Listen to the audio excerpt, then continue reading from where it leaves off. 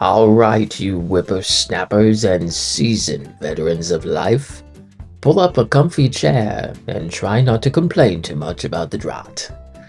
Today we're heading straight to the frosty but surprisingly warm heart of Wabasha, Minnesota, to talk about a musical that proves some things, like a good grudge, just get better with age.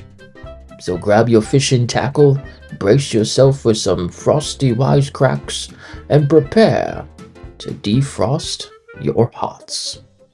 Grumpy Old Men the Musical is a stage musical with a book by Dan Remis, songs composed by Neil Berg, and lyrics by Nick Meglin. Based on the 1993 Warner Brothers film of the same name, it tells the story of two childhood friends, John Gustafson and Max Goldman, now aging neighbors. Well, an old grudge resurfaces when a mysterious woman moves in across the street. Grumpy Old Men the Musical was the brainchild of actor and producer Jeff Gardner.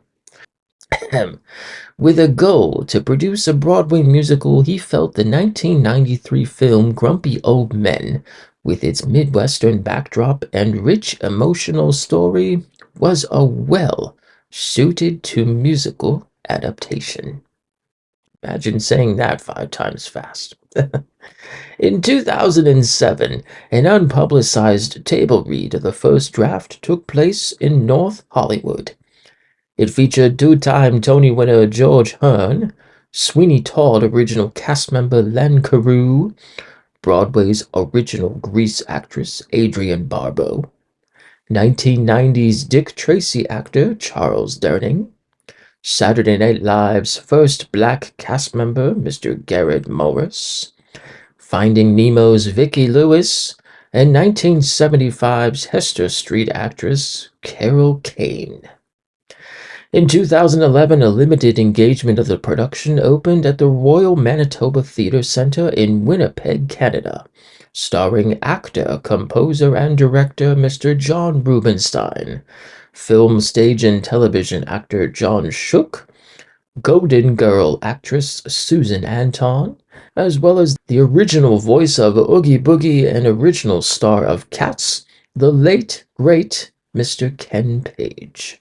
Now, it wasn't until 2017, 6 years after the musical was shelved due to a draining of development money, Mr. Neil Berg, with the help of both Meglin and Remis, obtained new limited agreements direct from film producer Warner Brothers and original screenwriter Mr. Mark Johnson. Now, the writing team then reconfigured the script, score, and lyrics, and financed an invitation-only industry reading of the reworked show in New York City. The new cast featured 6-decade stage, film, and television actor Lee Wilkoff, actress, singer, and dancer Luba Mason, and Grease's one and only iconic Frenchie, Miss Didi Conn. By August of 2018, the green light was given. Yay! And Grumpy Old Men would premiere at the Algonquin Playhouse in Maine, starring American musical theater performer Mark Jacoby, actor, playwright, and composer Ed Dixon, Tony-nominated actress and singer Brenda Braxton, stage and screen actor Hal Linden, and two-time Emmy Award-winning actress Miss Sally Struthers. Now, Broadway World wrote, Grumpy Old Men the Musical hits the mark right from the start. Kind of got a little rhythm there. There's no shortcomings here. With a well-written, fun script, laced with comic one-liners, lovable characters, and a light-hearted musical score, Grumpy Old Men exceeded all my expectations. Everything works extraordinarily well in this premiere production. The story is fun, and the characters lively, engaging, and memorable.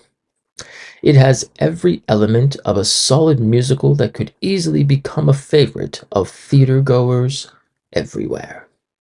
By September of 2019, the production would transfer to the La Mirada Theater for the Performing Arts in Southern California, with Jacoby Stevens and Linden reprising their roles from the original main production, as well as welcoming Mr. Ken Page reprising his original role from the Winnipeg production, as well as 30-year career actress Miss Kathy Rigby.